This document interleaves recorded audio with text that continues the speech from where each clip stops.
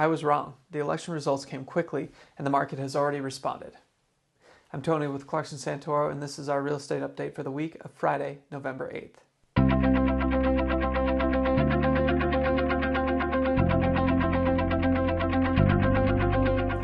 We know that buying or selling a home can be very stressful and confusing.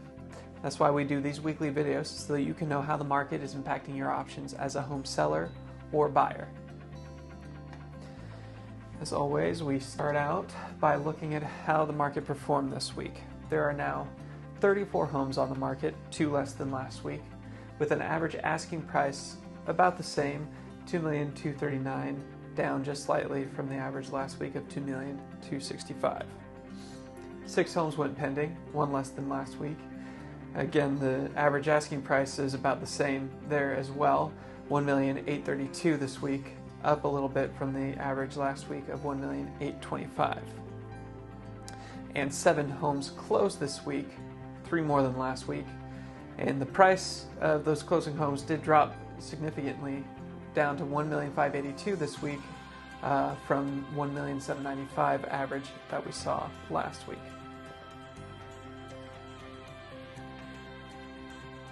So now we know how the market performed this past week. And next, what we like to do is look at the broader trends that help us determine where the market might be heading.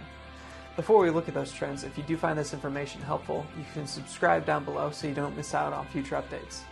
And while you're at it, why don't you share it with a friend also? Everyone deserves to be in the know about their local real estate market.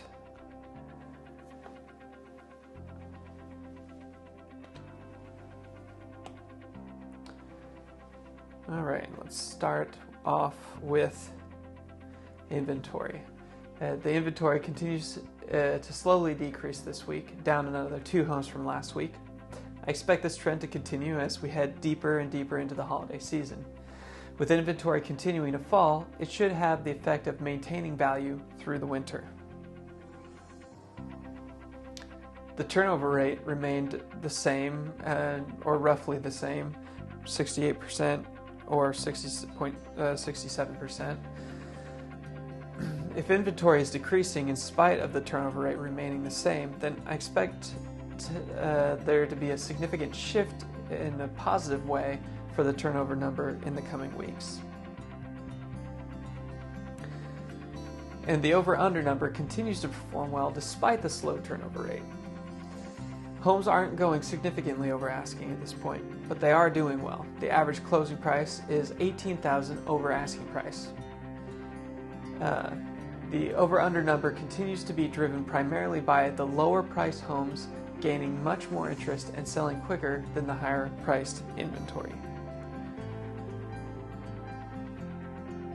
That point is further proven by the continued decrease in the average sales price.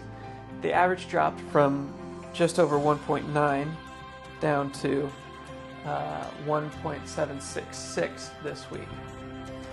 I've said it before, but I don't think this indicates a massive drop off in property values as a whole. Rather, it's just an indication that the homes listed below the median price are getting interest, whereas the homes listed over the median are struggling to gain traction. Some are still selling them. One thing I mentioned last week is that I thought the closeness of the election would mean a long, drawn-out process of discerning who actually won the election. Well, Tuesday proved me wrong, and the market reacted quickly. The Triple Q Fund is up nearly 4% over the past week, and the rest of the market responded in a similar manner. This economic confidence could work to boost our buyer confidence and add value to our housing market overall. Unfortunately, the interest rates didn't react the same way that the stock market did to the election. Even with the Fed cutting the discount rate, we saw mortgage rates continue to climb this week. They didn't jump up nearly as much as they have in the recent past few weeks, up only 7 basis points. But we're getting dangerously close to that 7% average again. Last week, I said it was looking like we were headed for another long, drawn-out post-election fight for who actually won. If that had happened, I think the market would stay in limbo while all of that shook out. Obviously, Tuesday ended with a much more decisive election than last go-around, and whether you're happy with the results or displeased, it is safe to say that the economy is already reacted to the change.